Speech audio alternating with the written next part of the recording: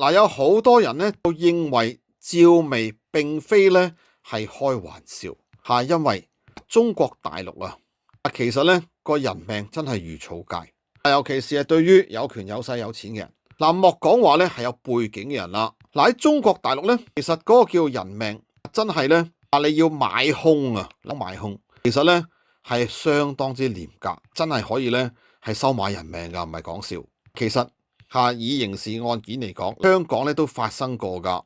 香港係發生過喺香港買兇殺人嘅案件，而喺中國內地聘請所謂咧嘅殺手，其實咧相當之平，嚇死你㗎，平過買架普通二手車。